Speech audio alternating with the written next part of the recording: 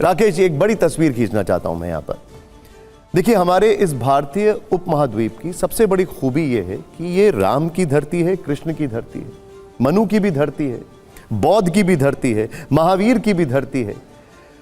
भारत की जो सबसे खूबसूरत बात यह है कि ये समावेशी है, और जो हमारे इस लोकतंत्र की खूबी है, मेडिटेरियन कोस्ट से लेकर अगर आप चले जाएं तो भारत जैसा लोकतंत्र कहीं नहीं मिलेगा।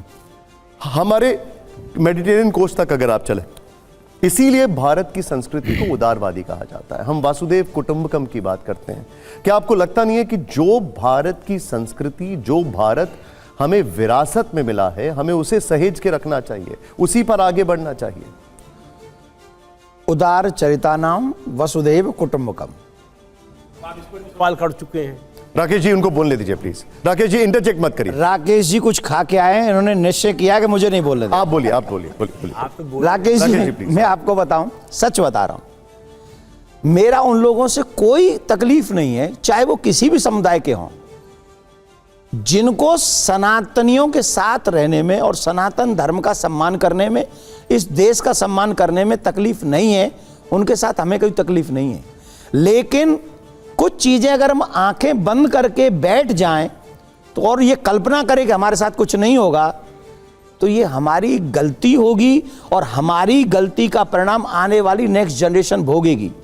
इस समाज की, इस समय इस देश में है सनातनी लोग, ये पीढ़ी, इस पीढ़ी की ये मोस्ट जिम्मेदारी है कि इस समय अपने देश को सुरक्षित किया जाए, अपने धर्म को सुरक्षित किया जाए, अपनी परंपराओं को सुरक्षित किया जाए, कि आने वाले हजारों वर्ष हमारे देश पर कोई उंगली न उठा सके। उदार चरितानाम में हमें कोई तकलीफ नहीं है, लेकिन उदार चरितानाम के नाम पे सिर्फ हम ही को खत्म कर दिया जाए, हम ही को मिटा दिया जाए, तो भैया फिर इतने तो हम भी परोपकारी नहीं है राजा हरिश्चंद्र की तरह के अपना देश छोड़ के वहाँ काशी में बिक जाएं और अपनी पत्नी को बेच दें।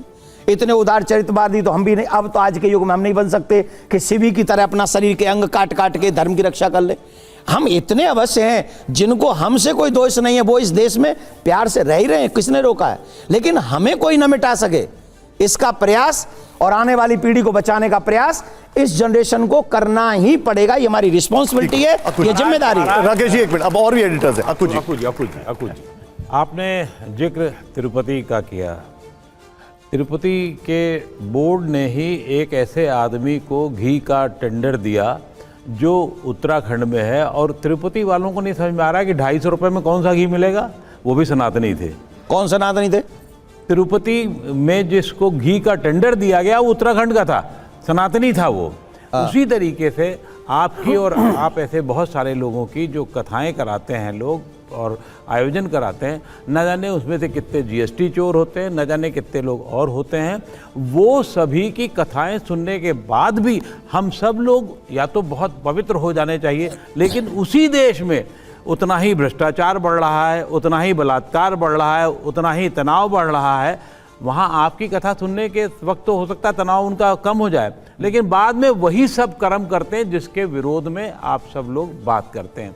आखिर ऐसा क्या है? या ये कि आपका चमत्कार नहीं काम कर पा रहा है, या लोगों में मन में इतना बुरा हाल है कि उसका कुछ काम नहीं हो पा रहा है?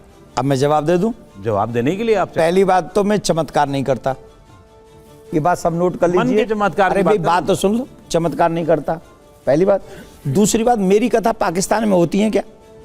आपसे पूछ रहा हूँ। पाकिस्तान की बात नहीं, just I have question please. मेरी कथा पाकिस्तान में तो नहीं होती? फिर वहां बलात्कार नहीं होते? नहीं, वहां मर्डर नहीं होते? मेरी बात सुनो, होते कि नहीं होते? कथा से और इन अपराधों से कोई लेना देना नहीं है। जो कथा में व्यक्ति आता है, अपराधी भी आता है, तो उस समय वो निश्चय कर लेता है कि यहां के बाद मैं अपराध नहीं करूंगा। ये काम करती है कथा। कथा उसके चरित्र को बदल सकती है, विचार को बदल सकती है, लेकिन जब वो फिर बुरे लोगों के साथ में जाता है तो कथा रही 7 दिन। कथा रही कितने दिन? 7 दिन। और फिर जीवन भर किसका संग कर रहा है? फिर उन्हीं नशेड़े गजेड़ियों के साथ में जाके बैठ जाता है। फिर कैसे सुधरेगा वो? तो उसे सुधरने के लिए जरूरी है कि 7 दिन जिस कथा को सुना है, सुनने के बाद उसका मनन करे, चिंतन करे, जीवन में उतारे, फिर वो कभी भी गलत काम नहीं करेगा। पहला क्वेश्चन का आंसर। दूसरा, आपने कहा कि तिरुपति बालाजी के मंदिर में 250 रुपये में घी आया, यही कहा? किसने मंगाया? बोर्ड ने मंगाया। बोर्ड ने मंगाया कि वो सरकार के सीएम ने बोर्ड मेरी बोर्ड ने बात मंगाया। मैं बताता हूं मुझे सब मैं पूरा पता करके आया हूं सर, ऐसे ही नहीं बोल रहा हूं मैं, आपकी भी वैसे ही कृपा बता रहा हूं। आपकी कृपा से मैं बताता हूं। वहां सरकार ने तिरुपति बालाजी के मंदिर में ऐसे लोगों को भी बिठा दिया निर्णय करने वालों के बोर्ड में, जो लोग जिनकी आस्था ही नहीं है भगवान में, जिनकी निष्ठा ही, जिन्हें पता ही नहीं है, जो सनातन धर्म को मानते ही नहीं है, ऐसे लोगों को बोर्ड में बिठा के वो तो फिर वो कहेंगे पैसा बचाओ। 250 रुपए में वो अपने बच्चों को घी खिलाएंगे, 250 रुपए वाला। वो सीएम क्या कर रहा था उस समय वहां पर? 250 रुपए का घी से तुम भगवान के लड्डू बनवाओगे, जो लड्डू पूरे 100 करोड़ लोगों तक जाएंगे, उनका धर्म भ्रष्ट करोगे। हम लोग प्याज लहसुन खाने वाले आदमी नहीं है और हमें पशुओं की चर्बी खिला दोगे तुम। इसीलिए सनातन बोर्ड मत बनवाइए, नहीं तो उसमें सरकार फिर ऐसे लोग बैठा देगी, फिर ऐसे लोग सरकार गलती कर बैठेगी कभी। अब आपको हमने कहा ना, हम वो चाहते जिसमें शंकराचार्य उसे संचालित करे, उसमें धर्माचार्य संचालित करे, साधु संत संचालित करे, सरकार ना करे उसे। आचार बटे हुए हैं आपस में। अरे ऐसा हम मना लेंगे, वो हमारा विषय है, हम मना लेंगे सबको, आप उसके चक्कर मत पड़ो।